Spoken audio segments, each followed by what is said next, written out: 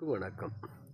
வரலட்சுமி விரதத்தில் தேவையான பொருட்கள் மற்றும் இதுவரை 6 பகுதிகளாக போடப்பட்ட அதில் உள்ள விஷயங்கள் அனைத்துடைய தலைப்புகளை மட்டும் இதில் சொல்லப்படும்.